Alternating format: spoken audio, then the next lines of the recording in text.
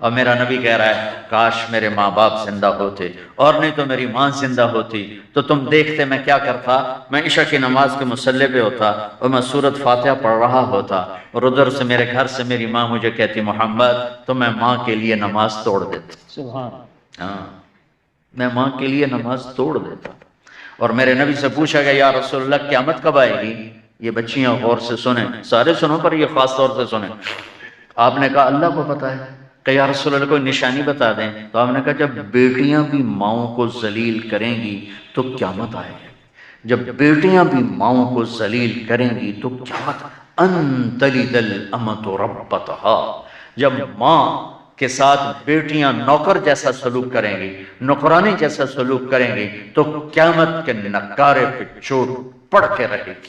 یہ نہیں کہا جب کفر پھیل جائے اور جب اسلام بٹ جائے گا، حالانکہ قیامت اس وقت آئے گی جب دنیا میں ایک مسلمان باقی نہیں رہے گا۔ یہ واقعہ کی سنگینی کو بتانے کے لیے فرمایا جب ماؤں کو ذلیل کیا جائے گا قیامت آ جائے گا۔ میرے نبی نے فرمایا عمر تیرے دور میں ایک شخص آئے گا اویس، اس کا قبیلہ ہوگا مراد، آگے سب کاسٹ ہوگی قرن، اویس بن عامر، اسے دعا کروانا، وہ کالے رنگ کا ہوگا، چھوٹے قد کا ہوگا، اور اس سے دعا کروانا، دعا تو بھی کروانا، علی تو بھی کروانا، علی اور عمر اویس ان کے لیے دعا کریں۔ انہوں نے پوچھا کیوں؟ کہ اس نے ماں کی خدمت کر کے اللہ کو اتنا راضی کر دیا ہے، جب وہ ہاتھ اٹھاتا اللہ خالی نہیں لوٹاتا۔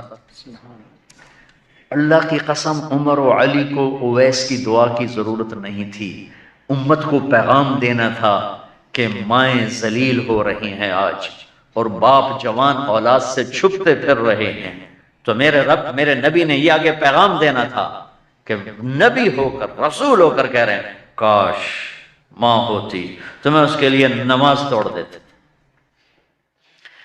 آپ کو 8 عورتوں نے دودھ پلایا والدہ سمیت، ان میں ایک ام ایمن بھی ہیں، آپ کے والد کی باندھی تھی، تو گھر میں تشریف فرما تھے، ام ایمن بیٹھی تھی حضرت عائشہ، تو ام ایمن کہنے لگی یا رسول اللہ پانی تو پلا دیں، تو اللہ کے نبی ایک دم اٹھے، تو حضرت عائشہ ناراض ہو گئی، ام ایمن اللہ کے رسول کو کہتی پانی پلا، کہا تو اور کیوں نہ کہوں، میرا بیٹا ہے میں نے دودھ پلایا۔ تو حضرت میرے نبی نے کہا ہاں ہاں عائشہ یہ میری ماں ہے، اس کا میں نے دودھ پیا ہے۔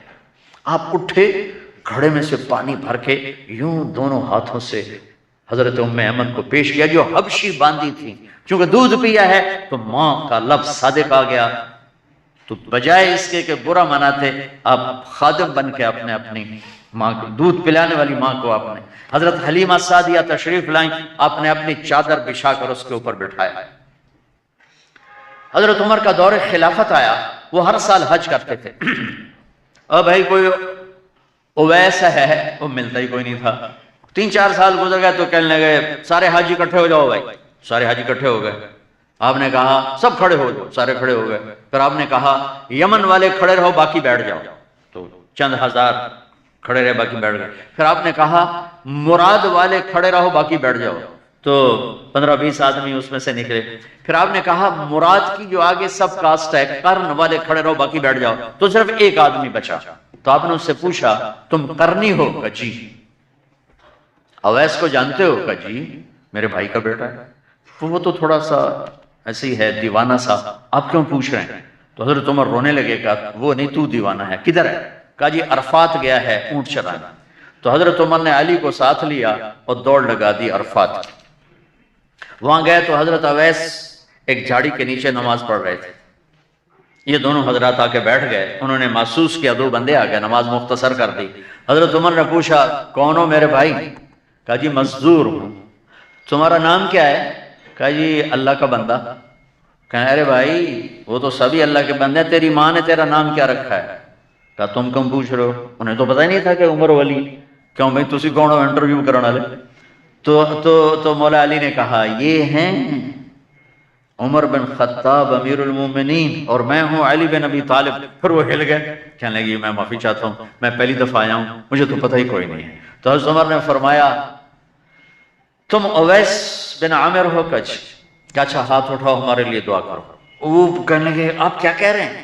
یہ آپ کیا کہہ رہے ہیں؟ میں آپ کے لیے دعا کروں گا؟ میں میری کیا اوقات ہے؟ کہا ہاں ہاں ہمیں ہمارے نبی نے فرمایا تھا۔ عمر،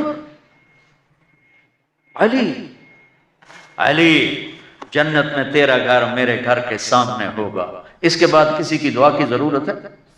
عمر، میں نے جنت میں محل دیکھا، میں نے پوچھا کس کا ہے؟ مجھے کہا گیا قریشی کا ہے، میں سمجھا میرا ہے، جانے لگا تو کہا گیا عمر بن خطاب کا ہے، ان کو اویس کی دعا کی ضرورت ہے؟ میدان عرفات میں 1.25 لاکھ صحابہ کے ساتھ آپ اونٹ پہ تشریف فرمایا، اونٹنی پر، تو آپ نے فرمایا اس وقت میرا اللہ میرے صحابہ پہ فخر کر رہا ہے اور عمر پہ خاص طور پہ فخر فرما رہا ہے۔ ہمیں پیغام دینا تھا، آنے والے زمانوں میں یہ ہونا تھا۔ سبحان اللہ۔ امام ابو حنیفہ کا نام تو سب کو معلوم ہے نا۔ ایک اور عالم بتاتا ہوں، عبد الرحمن بن ابی لیلہ، ان میں علمی کھٹ پٹ تھی بہت زیادہ، آپس میں بنتی نہیں تھی۔ تو ابو حنیفہ جیسی ہستی جن کے کروڑوں فالوور آج ہیں، ان کی ماں کہتی نعمان یہ مسئلہ ہے، جا کے عبد الرحمن سے پوچھ کے آ۔ زندگی میں ایک دفعہ نہیں کہا ماں جی میں اس کو بڑا عالم ہے میرے کو پوچھ لو، کہا اچھا ماں جی، اپنی چادر اٹھاتے اور پہنچ جاتے، دروازے پہ دستک دے کے بھائی مجھے میری اماں نے بھیجا ہے، آپ اس پہ فتویٰ، حالانکہ ان کی اپنی رائے اس کے خلاف ہوتی تھی، لیکن ماں کے احترام میں جا کر ان سے مسئلہ پوچھتے جن سے روزانہ مناظرہ ہوتا تھا، روزانہ کھٹ پٹ ہوتی تھی علمی، ماں نے کہہ دیا جا کر ان سے پوچھ کے آتے تھے، اپنی اتنی بڑی علمی قدر و منزلت کو ایک طرف رکھ دیتے تھے، نہیں میری ماں نے مجھے کہا۔ تو آپ سب نوجوان ہو، ماں باپ زندہ ہیں تو ان کی دعا لو، آہ نہ لو، دعا لو۔